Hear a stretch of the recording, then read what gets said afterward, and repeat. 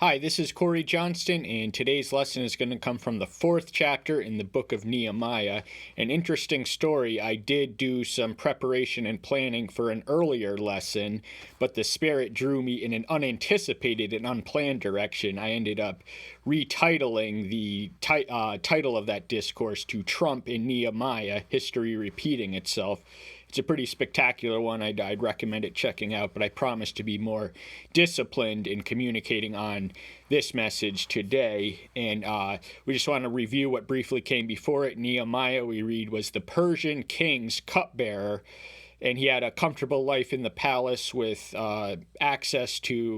intimate access and exposure to the king himself, whom he petitions to be allowed to return to Jerusalem because his heart is melting because he knows the city is unprotected. It needs a wall, and he's going to be the one to do it. So much like Trump left a comfortable life as a billionaire, just Nehemiah similarly left a comfortable life to do what needed to be done to add spirit to a demoralized nation, much as we are currently witnessing in Trump. And in the 2nd chapter, we witness him travel. He makes it to Jerusalem, and he inspects the site of the wall. We don't read until that the wall is actually begun to be constructed until the 3rd chapter. And in the 4th chapter, we meet some antagonist and some opposition and obstacles to the completion of this wall. These are primarily personified by Sanballat and Tobiah, whom we can accurately liken to Nancy Pelosi and Chuck Schumer today, but we're going to try and keep this as apolitical as we normally do. And we're going to open with the opening verse. And it came to be, when Sanballat heard that we were rebuilding the wall, that he was wroth and highly offended, and mocked the Jews.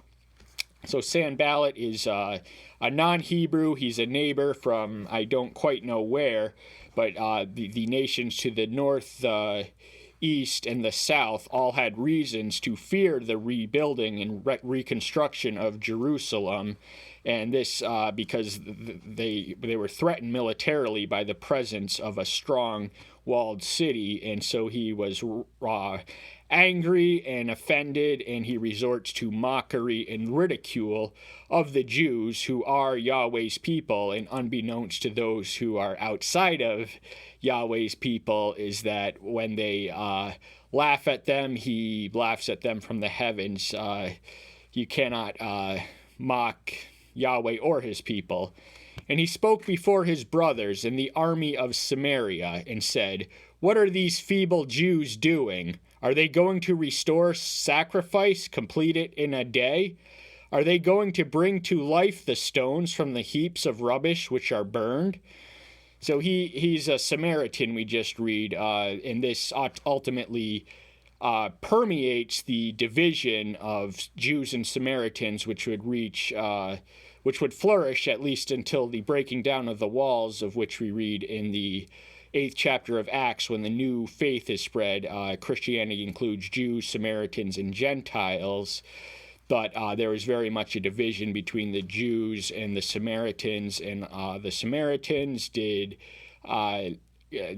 obstruct the walls of their neighbors to the south, and he's mocking them, he's ridiculing, he thinks these feeble Jews. Now, first off, when we are weak, we are strong, because Yahweh delights in taking the weak and feeble instruments of the world and converting them into vessels of strength. We are never so strong as when we are weak, because when we are weak, we can't rely on our own strength. We can only lean on the superior strength above it. And so without Yahweh, this could have never been done. And he's just ridiculing the fact that they're going through sacrifices. This was a religious, this work was very much an act of worship, so there was elements in it. And he's mocking them, thinking that they can do it in a single day, when all they have are these heaps of rubbish which are burned. So this is a desecrated and destroyed city, and he's mocking these people who are coming back to rebuild what once was from its charred remains. And Tobiah the Ammonite was beside him, and he said, Whatever they build, if a fox should climb on it, he shall break down their stone wall. So Tobiah is the second principal antagonist, in addition to Sanballat. He was an Ammonite by ethnicity, and the nature of his mockery and ridicule is that the wall will be broken by the mere footstep of a fox. So in other words, it's going to be weak, it's not going to be sturdy, it's not going to be strong, it's going to crumble at the mere physical pressure exerted by a small animal walking on it. Hear, O our Elohim, for we have become despised, and turn back their reproach on their own heads, and give them as a prey into a land of captivity. And we have to understand it's not explicitly indicated that these are the prayers of Nehemiah. Nehemiah was a man of works and prayer, and his faith and his works were both demonstrated. We read in James 2:14 and 26, faith without works is dead. So he was able, the enabling power which gave him the strength to endure was the man above, and he's reaching out for the third time in this book. We read in 2:4 and also in the first chapter. This is his third prayer. It won't be the last. He is guided by consistent prayer. It's a settled habit for him, and he's asking them that he's telling them that we have become despised. These neighbors don't want us here. They don't want us to succeed. They don't want us to do your will. But he's petitioning them to, he's not responding to the insulters. He's not going to waste time in a pissing match with these skunks. He's going to take his talk to where it's needed most and matters most, upstairs. And he's asking them to set their own trap, which they laid with their own mockery, to which they will fall prey and ultimately end up where they just came from, in a land of captivity. And do not cover over their wickedness, and do not let their sin be blotted out from before you, for they have provoked you before the builders. So he's asking him not to forgive them. There is a limit to how much one can sin and merit repentance. It is entirely possible to sin away the day of grace. We can imagine that the Sanballat, Tobiah, and their minions were permanently reprobate and had sinned away their day of grace. And he's asking them, because it's not about him. They had mocked them, but they were really mocking the one to whom they belong. So he personalizes it. They say he has provoked you. And God is the controlling element in all of our prayers, as we read of what is commonly referred to as the Lord's Prayer. It begins with his name, his will, his character, his nature. These ought to be center of our thoughts. So we got to minimize ourselves to maintain the appropriate balance between ourselves and the one to whom we offer our petitions to. So we built the wall, and the entire wall was joined together up to the half of it, for the people had a heart to work. So in spite of these obstructionists surrounding them, they were halfway there. They weren't quite done. And that was because the people had a mind and were motivated to work. They understood the urgency of the situation, and they were not idle. They did not waste time. They probably worked day and night and probably didn't sleep much. And it came to be when Sanballat and Tobiah and the Arabs and the Ammonites and the Ashterites heard that the walls of Jerusalem were being repaired and the broken places began to be filled, that they became very wroth. So this was more than Samaritans and Ammonites. We read of the other ethnicities. These would have been located to the east, the north, and the south of Judah.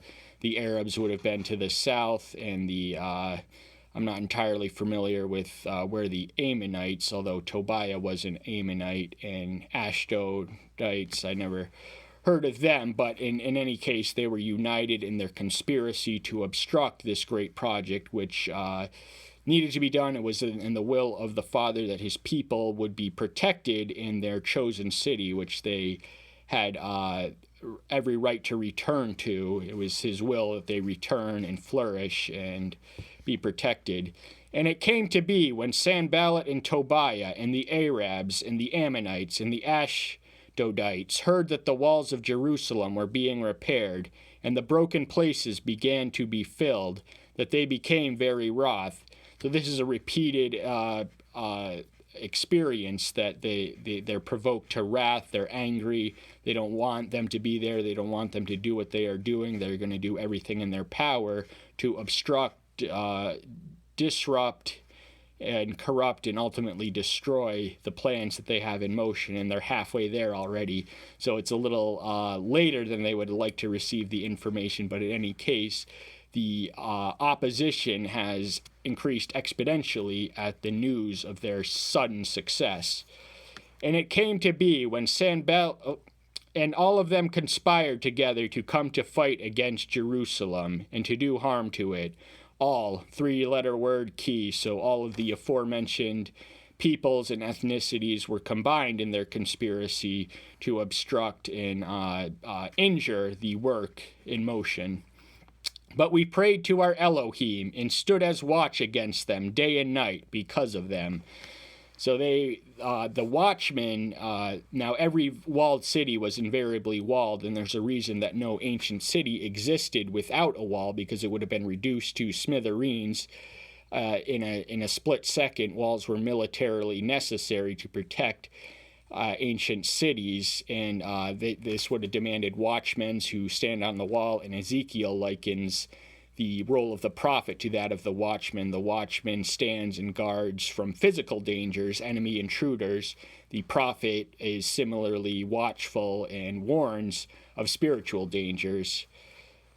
And we prayed, so they were united in collective. They were people of individual and collective prayer. They were a praying community. A family that prays together stays together, so prayer was to be not the exclusive prerogative of Nehemiah. This was very much a teamwork. He had to inspire others to help him, because one man alone can build a city. It was really a team effort. So the word we, the plurality of it, is significant. And Judah said, "The strength of the burden bearers is weakening, and there is so much rubbish that we are unable to build the wall." So this Judah is kind of a pessimist and a naysayer. He sees an obstacle where Nehemiah sees an opportunity. That's just the fact. He was walking by sight. He saw this deteriorated state of the physically deteriorated state of the materials which were necessary to rebuild this wall, and they were not looking too promising, so he expresses his doubt out loud. He's the naysayer of them all, and his name was indistinct from the people he belonged to. And our adversary said, "Let them not know or see it until we come into their midst, and shall slay them, and cause the work to cease." So the other thing on his mind is the fear that the enemy has stricken into him. He must have been privy to their plans at this point, that they were united and determined to do violence and injury against them. So that's that. And it came to be, when the Jews who dwelt near them came, that they said to us 10 times, "From whatever place you turn, they are against us." So they're surrounded by enemies anywhere they look. No matter where they look, they're all standing, posting on the watch day and night. Very little sleep activity. There's a lot of work and not a whole lot of sleep. And they're literally surrounded by enemies in all places, in all locations, and there is no shortage of them. And they, plural, there's more than one ethnicity there and nation, are against us collectively. So it's them against the world, or at least the their surrounding world. So I be appointed behind the lower parts of the wall, at the openings, the people I appointed according to their clans, with their swords, their spears, and their bows. So this was not, even though it was a project motivated towards peace and not, they wanted to live in peace and prosperity. The only way they could do that in the ancient world was to have their city protected by a wall. So this demanded swords, spears, and bows. And this is Nehemiah talking. So I appointed to them. The pronoun is critical to our understanding. and Ai appointed according to their clans. So there were clans and tribes within the tribe of Judah that were organized by familial lineage and connections. And I looked and rose up and said to the nobles and to the deputy rulers and to the rest of the people, do not be afraid of them. Remember the great and awesome Yahweh, and fight for your brothers, your sons, and your daughters, your wives, and your houses. So they're not only fighting for themselves, they're fighting for their futures and their children. And of course, they want to protect their wives and their children, because the children are the key to the future. They're the ones who are going to continue the survival of the Jewish people. And he's telling this to the most important people. He's addressing them, those who would have been the most socioeconomically prominent in their communities, and remind them that they're not only fighting for themselves, they're fighting for their future. Without a wall, Jerusalem, and by connection, Judah, has no future. And it came to be, when our enemies heard that it was known to us, and that Elohim had brought their counsel to naught, that all of us returned to the wall, every one to his work. So Elohim, consistently, we read, sporadically rather, throughout the scripture, that he brings the plots of the worldly, those who are wise in worldly wisdom, to naught. He reduces them to nothing. So all their conspiracy, all their planning, all their scheming, all their resources are powerless to withstand people who are bask in the protection of the Almighty. And they do not waste a moment in time, and they return to the wall, probably with swords and shield in hand, because the enemy was literally all around them, but they continued the work nonetheless.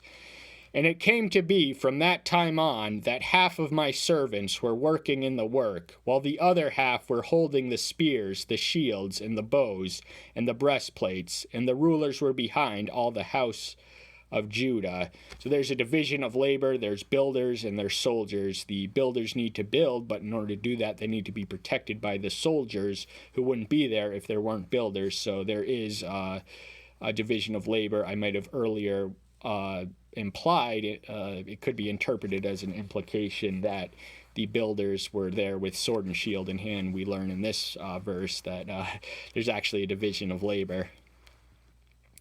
Who were building on the wall, and those bearing burdens, those loading, working, with one hand in the work, and with the other holding a weapon. So I stand corrected. These builders were in fact armed. They had one hand engaged in the work, and the other holding a weapon. We can imagine that the threat was near, real, pressing, and dangerous. Otherwise, it probably wasn't a normal practice to have wall builders carrying weapons for their own defense. But there was a united opposition against them, and they needed to protect themselves from them. And I said to the nobles, and to the deputy rulers, and to the rest of the people, the work is great and large, and we are separated far from one another on the wall.